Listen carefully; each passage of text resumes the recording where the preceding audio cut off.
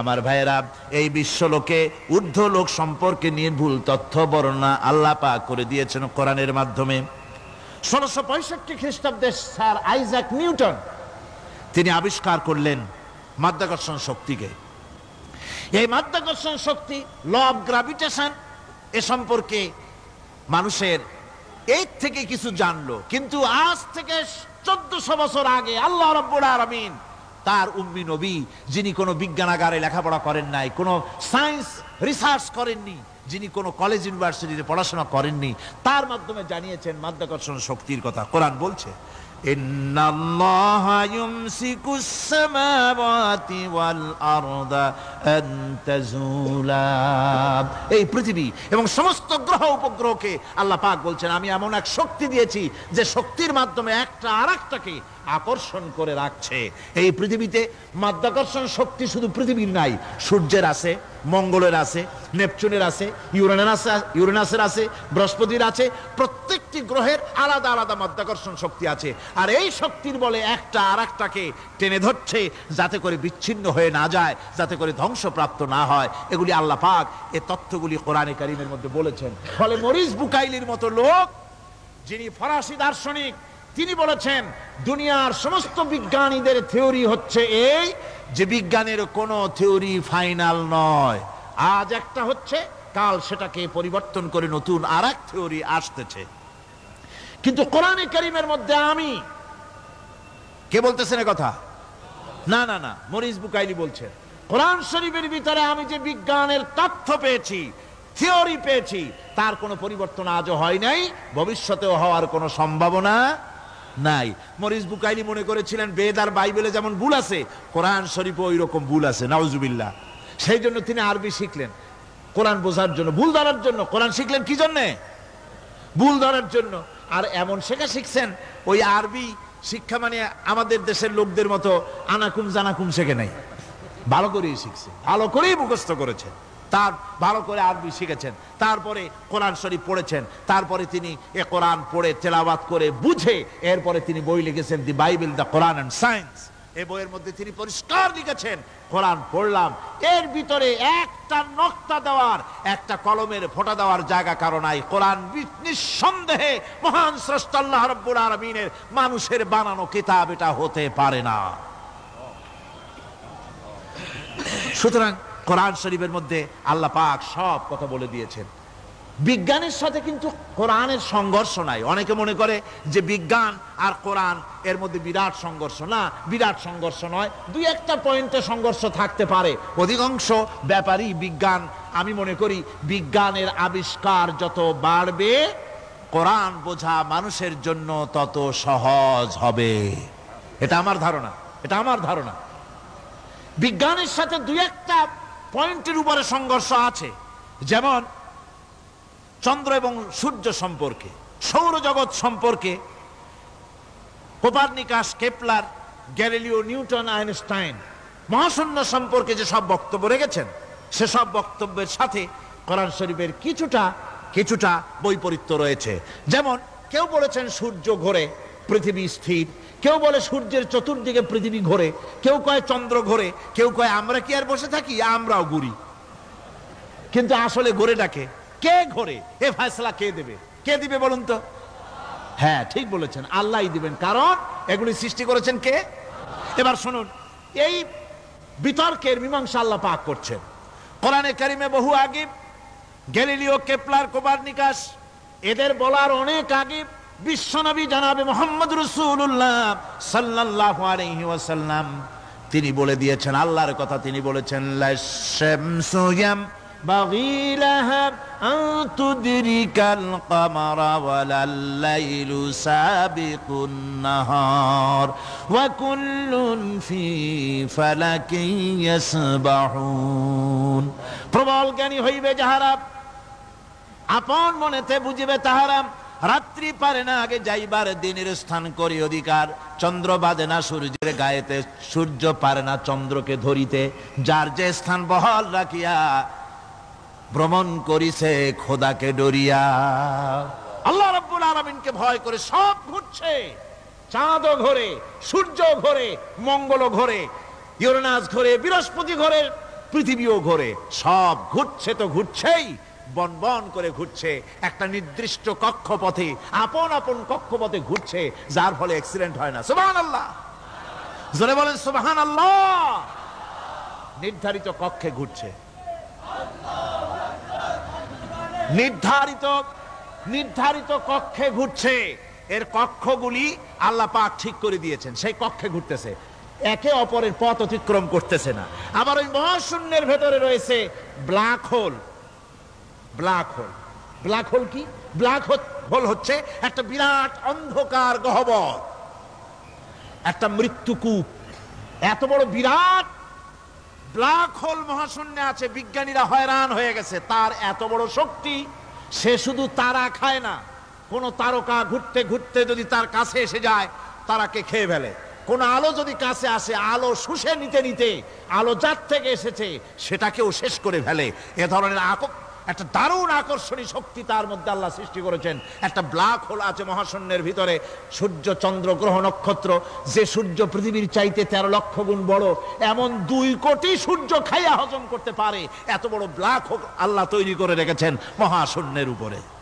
রয়েছে milky way, রয়েছে Galaxy, অন্তত 10,000 কোটি, 10 সহস্র কোটি তারকা দিয়ে সমৃদ্ধ গ্যালাক্সি মিল্কি ওয়ে, যেটা অন্ধকার রাত্রে, তারকা সজ্জিত রাতে উত্তর দক্ষিণ দিকে টানা একটা পথের মতো দেখা যায়।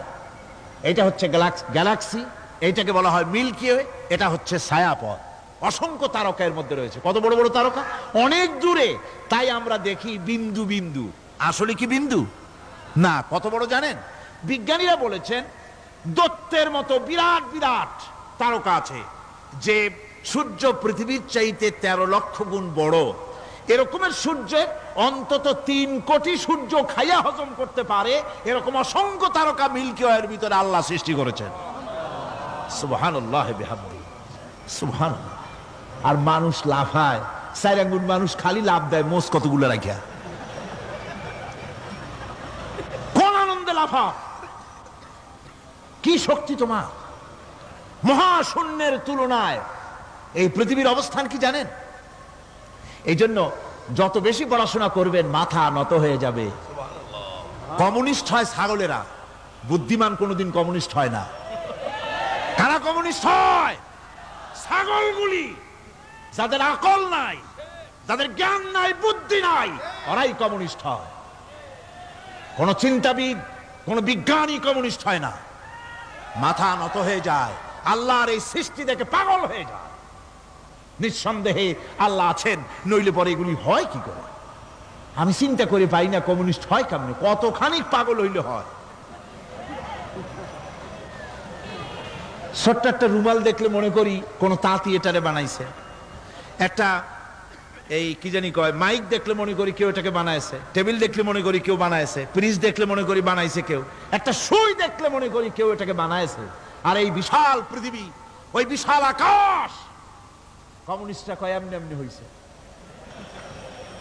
আমার বন্ধুগণ, মাথা নত হয়ে আসবে চিন্তা করলে কি বিশাল সৃষ্টি আল্লাহ পাকের। এই ছায়াপথ, এই গ্যালাক্সি, এর তুলনায় পৃথিবীর অবস্থান কোথায়? পৃথিবীর অবস্থানটা হচ্ছে, আমার হাতে এটি একটি কলম। এই কলমটা কাগজের উপরে আমি যদি এই নিপটা রাখি, কাগজের ভিতরে নিপে যতটুকুন জায়গা টাচ করবে, মহাশূন্য গ্যালাক্সি মিল্কি ওয়ে, আল্লাহর ওই মহাশূন্যের তুলনায় পৃথিবীর অবস্থান একটা কলমের নিপে যতটুকুন জায়গা নেয়, এর থেকে বেশি নয়। এই যদি হয় পৃথিবী, তাহলে সেই পৃথিবীর মানুষ আপনি, আপনি কতটুকুন? সলিমুদ্দি বসিরুদ্দি খালি লাফায়। আমার বন্ধুগণ, লাভ কি? লাভের চোটে বলে হ্যান করেঙ্গে ত্যান করেঙ্গে, লাঠি কে আন্দার মুগুর ভরেঙ্গে। কয়দিন পর শোনা যায় শীত হয়ে পড়ছে, কিছু নাই। সুতরাং আল্লাহ পাকের অসীম সৃষ্টি জগৎ, এর সঙ্গে বিজ্ঞানের সংঘর্ষ কম, 2-1টা পয়েন্টে আছে। বাকি সবগুলিতে বিজ্ঞানের আবিষ্কার যত বাড়তেছে, আল্লাহরে চেনা, সৃষ্টি জগৎকে জানা মানুষের জন্য তত সহজ হচ্ছে। আর রহমান আল্লামাল কোরআন শিখিয়েছেন আমাদেরকে রহমান, এমন নিয়ামত দিয়েছেন যার মধ্যে সব আছে। মানুষ সৃষ্টির ব্যাপারে, মানব সৃষ্টির ব্যাপারে নির্ভুল তথ্য যদি পেতে হয় তাহলে কার কাছে যাব? জোরে কোন? আল্লাহর কাছে যেতে হবে। আর আল্লাহর কাছে না যাইয়া মানব সৃষ্টির রহস্য যদি জানতে যাই ডারউইনের কাছে, তাহলে আপনার মামু হবে সুন্দরবনের বান্দরেরা। ঠিক কিনা? বান্দরেরা হবে মামু, শিম্পাঞ্জি ওরাং ওটাং হবে আপনার নানার দাদা। তার কারণ ডারউইন সাহেব বলেছেন মানুষ এর পূর্বপুরুষ হলো বাঁদর, শিম্পাঞ্জি, ওরাং ওটাং। এটা হলো তার থিওরি অফ ইভলিউশন। এই বিবর্তনবাদের থিওরি পেশ করতে গিয়ে তিনি বলেছেন মানুষ হলো বান্দরের জাত। আরে বেটা, তুই বান্দরের জাত। নিজের লেজ কাটিয়া সকলের লেজ কাটা আরম্ভ করতে যাচ্ছে। কি পাগলের পাগল, মানুষ হয়েছে বান্দরের জাত। আশ্চর্য কথা। কেমনে কইলে? তো বললো যে শিম্পাঞ্জি দেখছে, তো সে শিম্পাঞ্জি দেখে তার মনে হয়েছে যে মানুষ ওইরকমই তো দেখা যায়, তো মানুষ বুঝি বান্দর থেকেই আসছে। আমি বলি পৃথিবীতে এমন পাগল আমি কোনোদিন দেখিও নাই, শুনিও নাই যে কোনো পাগল পাবদা মাছ দেখে বলেছে যে এটা হচ্ছে বোয়াল মাছের পূর্বপুরুষ। টাকি মাছ দেখে কোনো ছাগলেও বলেছে আজ পর্যন্ত যেটা হলো শোল মাছের পূর্বপুরুষ। পুঁটি খাইতে খাইতে আস্তে আস্তে বিরাট শোলে পরিণত হয়ে গেছে, কোনো পাগলেও বলেনি।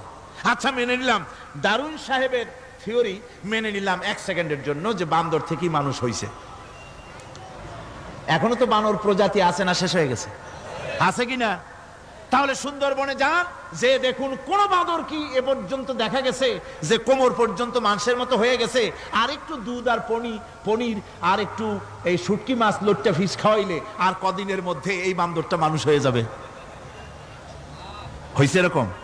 বাঁদরের 12 আনা মানুষ হয়ে গেছে, 14 আনা মানুষ হয়ে গেছে, আর অল্প একটু বাকি। এরকম দেখা গেছে কোথাও? দেখা যায়নি। এগুলি পাগলামি কথা, পাগলামি কথা। মানুষ বানর থেকে আসেনি, মানুষ ওরাং ওটাং থেকে আসেনি, মানুষ শিম্পাঞ্জি থেকে আসেনি। মানুষ এসছে কোত্থেকে? এটা জানতে হলে এ নির্ভুল তথ্য জানার জন্য আসতে হবে কোরআনের কাছে। কার কাছে? আল্লাহ রাব্বুল আলামিন তার হাবিবের মুখ থেকে মানব সৃষ্টি রহস্য তিনি উদ্ঘাটন করে দিয়েছেন। তিনি বলেছেন, দুনিয়াবাসীকে শুনিয়েছেন, ফালয়ানজুরিল ইনসানু মিম্মা খুলিকা মিম্মা ইন দাফিকিন ইয়াখরুজু মিন বাইনিস সুলবি ওয়াত তারাইব। আল্লাহ পাক বলেন, মানুষ কি তার সৃষ্টি রহস্য দেখে না? কেমনে তাকে আমি সৃষ্টি করেছি? মায়ের বক্ষ পিঞ্জর থেকে, বাপের পৃষ্ঠ থেকে সবেগে নির্গত এক ফোঁটা নাপাক পানি দিয়ে আমি আল্লাহ মানুষকে সৃষ্টি করেছি। বান্দর থেকে নয়, ওরাংওটাং থেকে নয়, শিম্পাঞ্জি থেকে নয়। মানুষের অরিজিন মানুষ। আদম থেকে তোমরা জন্মগ্রহণ করেছো, আদম এসেছে মাটি থেকে, তোমরা এসেছো আদম থেকে। সুবহানাল্লাহি ওয়া বিহামদি। এটাই হলো মানব সৃষ্টি রহস্যের কথা আল্লাহ পাক বলে দিয়েছেন। অন্যত্র আল্লাহ বলেন, ইন্না খালাকনাকুম মিন তুরাবিন সুম্মা মিন নুতফাতিন সুম্মা মিন আলাকাতিন সুম্মা মিন মুদগাহ। নিষ্প্রাণ মাটি থেকে তোমার উৎপত্তি হয়েছে, আর এই নিষ্প্রাণ মাটি দিয়ে তোমাকে তৈরি করা হয়েছে।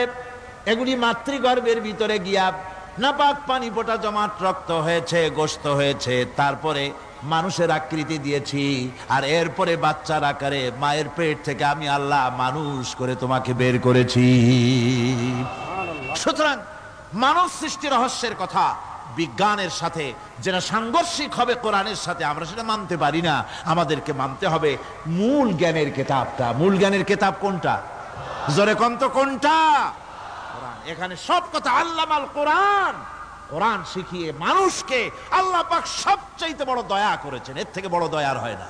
কোরআন শিখিয়েছেন আমাদের, যার মধ্যে সমস্ত তথ্যের কথা আল্লাহ পাক বলেছেন। The universe and doctor Einstein বইয়ের ভিতরে লেখা হয়েছে যে একদিন এমন হবে যখন ধীরে ধীরে সূর্য তার আরো হারিয়ে ফেলবে, চন্দ্র নিষ্প্রভ হয়ে যাবে, আর পৃথিবী আস্তে আস্তে তার গতি হারিয়ে ফেলবে। একথা আজকের বিজ্ঞানীরা অথবা আজ থেকে কয়েক বছর আগের বিজ্ঞানীরা একথা বলছেন। কিন্তু রাসূল করিম সাল্লাল্লাহু আলাইহি ওয়াসাল্লামের মুখ থেকে আজ থেকে 1400 বছর আগে, যিনি বিজ্ঞানাগারে মোটেও পড়াশোনা করেন নাই, লিখতে জানেন না, পড়তে জানেন না, সই করতে জানেন না। বিজ্ঞান আজ যে কথা বলছে সেই কথা 1400 বছর, 1500 বছর আগে রাসূল করিমের মুখ থেকে আল্লাহ পাক বলছেন। কোরআনে কারীম বলছে ইয়াসআলু আইয়ানা ইয়াউমুল কিয়ামা ফাইদা বারিকাল বাসারু ওয়া খাসাফাল কামারু ওয়া জুমিআশ শামসু ওয়াল কামার। হে রাসূল, রাসূলের কাছে জিজ্ঞাসা করে কিয়ামত কবে হবে? আল্লাহ পাক বলেন, বলে দিন যেদিন চন্দ্র তার আলো হারিয়ে ফেলবে, যেদিন সূর্য তার আলো হারিয়ে ফেলবে, আর চন্দ্র আর সূর্য সব একাকার হয়ে যাবে। হাজারা বলছে চাঁদে আলো থাকবে না, সূর্য আগের থেকে তার উত্তাপ এবং আলো স্তমিত হতেছে এবং হতে হতে এমন এক পর্যায়ে আসবে যখন সূর্য আলো হারিয়ে ফেলবে। বিজ্ঞানীরা গত 4-5 বছর আগে এ বক্তব্য রেখেছেন, কিন্তু 1400 বছর আগে বিজ্ঞানের লালনাগারে লেখাপড়া না করে হুজুরের মুখ থেকে আল্লাহ কথা বলে দিয়েছেন। তাহলে বিজ্ঞানের আসল কিতাব কোনটা? জোরে বলেন কোনটা?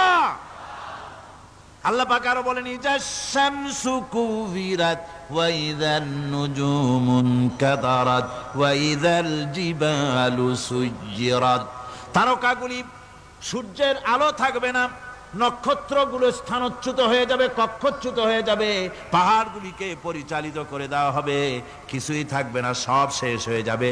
বিজ্ঞানীরা আজ বলতেছে যে সব শেষ হয়ে যাবে, কিছুই থাকবে না, সব শেষ হবে। বিজ্ঞানীরা বলতেছেন, কোরআন অনেক আগে বলেছে কুল্লু মান আলাইহা ফান ওয়া ইয়াবকা ওয়াজহু রাব্বিকা যুল জালালি ওয়াল ইকরাম। সব শেষ হয়ে যাবে, বিশ্বে যা কিছু আছে সব লয় হবে, ক্ষয় হবে, ধ্বংস হবে, কিচ্ছু থাকবে না, থাকবেন শুধু আল্লাহ সুবহানাহু ওয়া তাআলা। সুবহানাল্লাহি ওয়া বিহামদি। কোরআনে কারীম এ কথা বহু আগে আমাদেরকে জানিয়ে দিয়েছে। সুতরাং আসল জ্ঞানের কিতাবটাই হচ্ছে কোরআনে কারীম।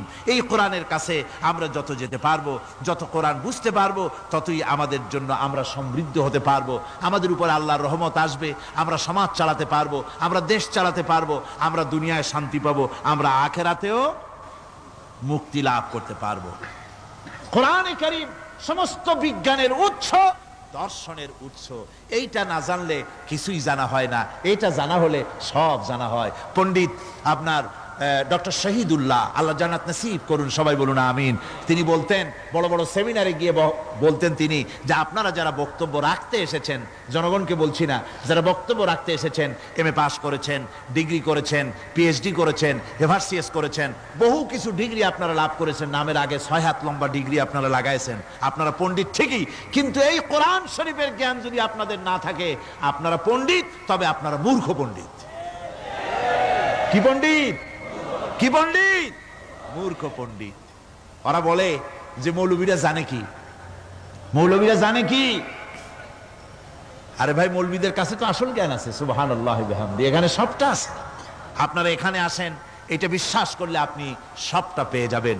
কোরআন বিশ্বাস করতে পারলে, কোরআন জানতে পারলে আপনি সব জানবেন। কোরআনে কারীমের মধ্যে আল্লাহ পাক কত কথা বলেছেন। এর মধ্যে আছে, আল্লাহ পাক বলেছেন আফালা ইয়ানজুরুনা ইলাল ইবিলি কাইফা খুলিকাত। এই যে আমি উটগুলোরে বানাইছি, কেমনে বানাইলাম তোমরা কি দেখছো? উট কেমনে বানিয়েছি? মুফাসসিরিনে কেরাম এর উপরে অনেক আলোচনা করেছেন। তারা বলেছেন যে উট মরুভূমির জাহাজ, তারপরে উটের পিঠে একটা চুট আছে, কোন কোন উটের পিঠে 2টা চুট আছে, মাঝখানে বসে একটারে হেলান দিয়ে আর একটা ধরে বসা যায়। আমি দেখছি 2টা চুটওয়ালা উট, আফ্রিকান উট আমি দেখেছি, যে চুট সুবহানাল্লাহ, দেখলে অবাক হয়ে যেতে হয় যে আল্লাহর কি কুদরত। উটের পৃষ্ঠে 2টা চুট, মাঝখানে আপনি বসবেন, পিছনেরটা একটা সোফা সেটের মতো, পিছনে হেলান দিলেন, আর সামনে যখন সে মরাল সম চড়াই উত্তরাই পথ দিয়ে নামা ওঠা করবে, তখন আপনি যেন পড়ে না যান সেজন্য সামনেরটা বুকের সাথে জড়ায় ধরবেন। এরপরে কি সৃষ্টি আল্লাহর, সুবহানাল্লাহি বিহামদিহি। জিরাফগুলি দেখুন, জিরাফগুলি তার মাথা কত বড় উঁচা। লন্ডন জুতে জিরাফ দেখলাম, সে জিরাফের দেহ থেকে তার মাথাটা 22 ফিট উঁচা। মানে সে যদি নিচে দাঁড়ায়, 3 তলা বিল্ডিং এর ছাদের উপরে নাস্তা দিলে তো নিচে দাঁড়ায় খাইতে পারে, এই অবস্থা। সেই জিরাফে পানি খাবে কেমনে? মাথা হলো অত উঁচায়, পিছনের ঠ্যাং 2টা খাটো, সামনের ঠ্যাং 2টো উঁচা, এখন পানি খাবে কেমনে? ওই মাথা নামাইতে গেলে ঠ্যাং তো অনেক উঁচা। আল্লাহ পাক এমন সুন্দর ব্যবস্থা করলেন, সামনের 2টা ঠ্যাং এভাবে সরায় দেওয়ার মতো। ও যখনই পানি খায় দেখলাম 2টা ঠ্যাং অনেক ছেড়ায় দেয়, দুই দিকে ঠ্যাং চলে যায়, তখন মাথাটা সহজে নিচে নামায় আসে, পানি খাইতে পারে। এই সুযোগগুলি আল্লাহ সুবহানাহু ওয়া তাআলা তিনি করে দিয়েছেন। ওমা কুন্না আনিল খালকি গাফিলিন, আমি আমার সৃষ্টি জগৎ সম্পর্কে অমনোযোগী নহি। সুবহানাল্লাহ বিহামদিহি। ভল্লুকগুলি কি বিরাট বিরাট এক একটা ভল্লুক।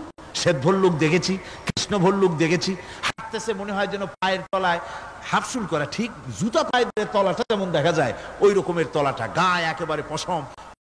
ওই বরফের দেশে থাকতো, সেটাতে শীত কষ্ট না পায় সেই জন্য আল্লাহ একটা কম্বল ওর গায়ে জড়ায় দিয়েছে, অটোমেটিক কম্বল। সুবহানাল্লাহ বিহামদিহি। তো উট, আল্লাহ বলছেন উট কেমনে বানাইছি দেখছো? আফালা ইয়ানজুরুনা ইলাল ইবিলি কাইফা খুলিকাত, উট বানালাম কেমনে দেখেছিস? মানুষ অবাক হলো, আল্লাহ এত কথা থুইয়া উটের কথা বলছেন। কারণ নানান রকম মানুষ বলল। শেষ পর্যন্ত প্রাণীতত্ত্ববিদরা তারা আবিষ্কার করলেন মূল কারণটি। অনেক কারণ আছে আল্লাহ পাকে কথা বলার। উট তো মরুভূমির জাহাজ, তারপরে উট মানুষের অনেক উপকারে আসে, এ কথা বলা হয়েছে। প্রাণীতত্ত্ববিদরা খুঁজে খুঁজে তারা দেখতে পেয়েছে যে উটকে জবাহ করে দেখা গেছে উট সমস্ত প্রাণী বাতাস থেকে অক্সিজেন যতটা গ্রহণ করে ততটা ছেড়ে যায়, একমাত্র প্রাণী উট যে যতটা অক্সিজেন গ্রহণ করে বাতাস থেকে সবটা ছাড়ে না, 2/3 ছেড়ে দেয়, 1/3 তার লাংসের পাশে রাখার জন্য আল্লাহ পাক একটা চেম্বার তৈরি করেছেন।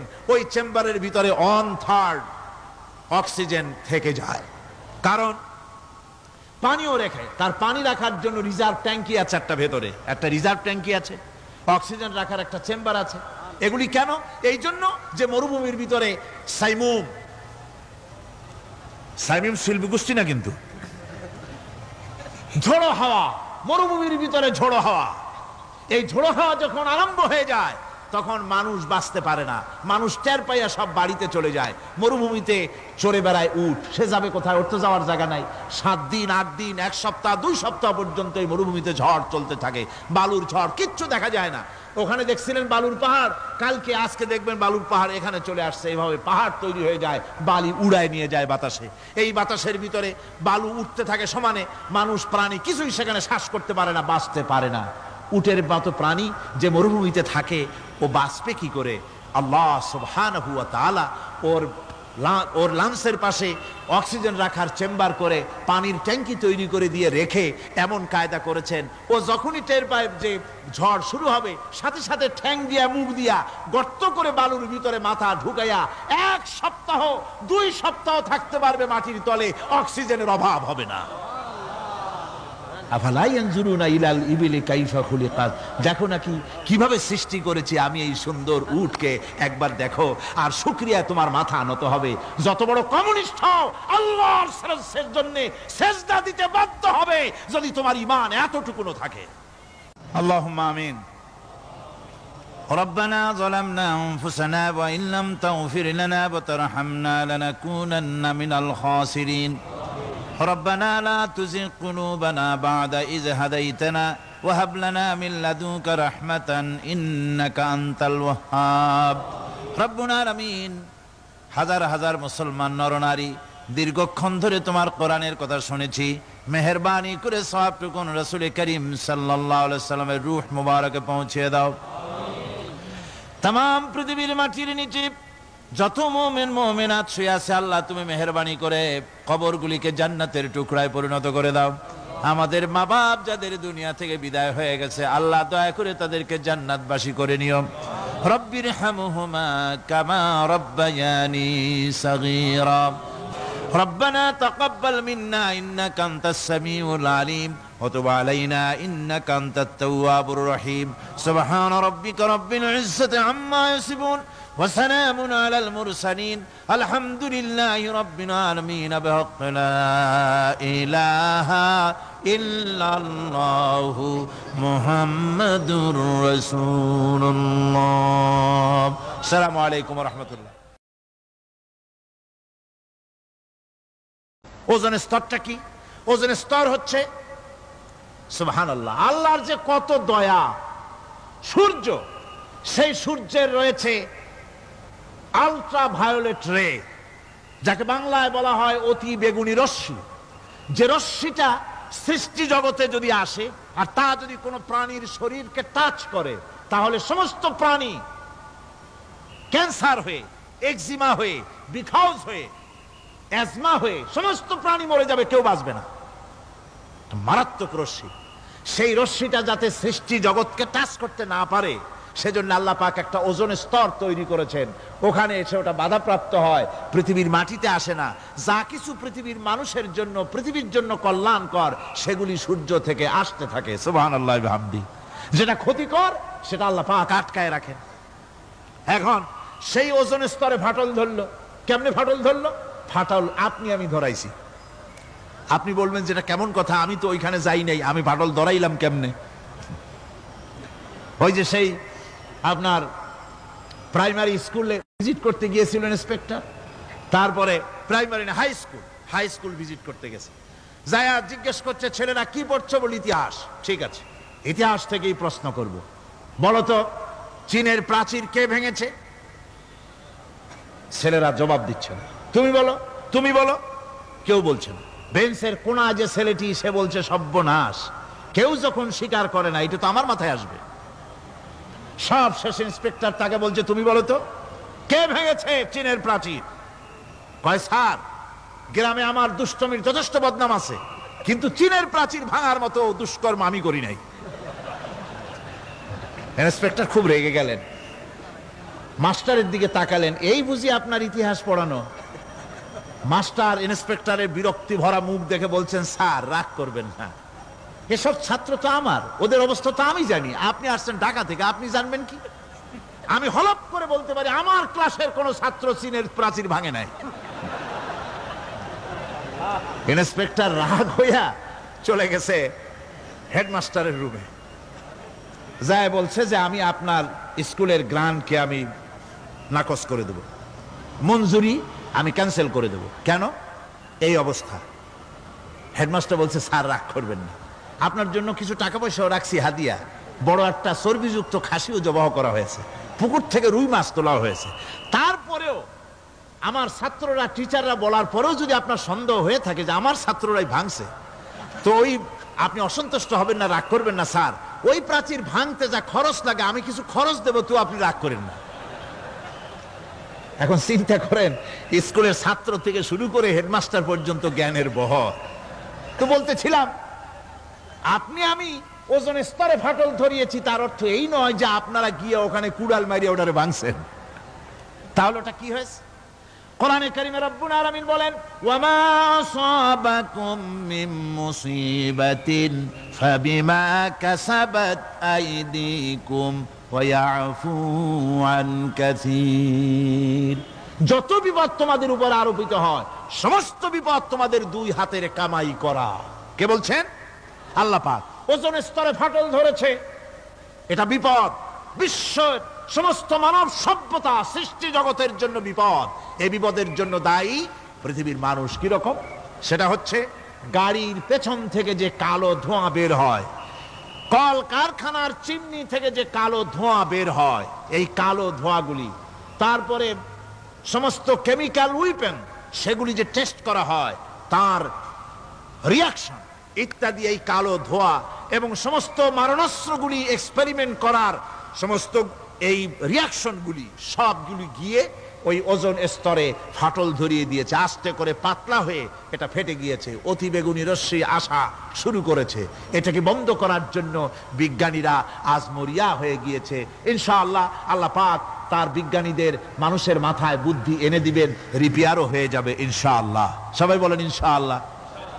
তাহলে বললাম কেন এ কথাটা? এই জন্য বললাম যে কোরআনে কারীমের মধ্যে আল্লাহ রাব্বুল আলামিন সব কথা বলে দিয়েছেন, কোনো কথা বাদ রাখেন নাই। পাহাড়গুলি ভেঙে আমরা ক্ষতি করতেছি, গাছগুলি কেটে আমরা ক্ষতি করতেছি, প্রকৃতির ভারসাম্য নষ্ট করে দিচ্ছি, ফলে সমুদ্রের পানি স্ফীত হচ্ছে, ভূমিকম্প বাড়তেছে, ঘূর্ণিঝড় হচ্ছে, টর্নেডো হচ্ছে, পৃথিবী বিধ্বস্ত হয়ে যাচ্ছে, ক্লাইমেটের পরিবর্তন আসছে। আজকে পৌষ মাস, এটা কি মাস? কত তারিখ? দেখেন বাংলা ভাষাকে কত মহব্বত করি। যদি বলি আজকে ডিসেম্বরের কত তারিখ, গড় গড় করে মুখস্থ হয়ে যাবে। বাংলারে খুব ভালোবাসি, মাসটার তারিখ বলতে পারলাম না, দুঃখিত। এই হলো আমাদের ভালোবাসা।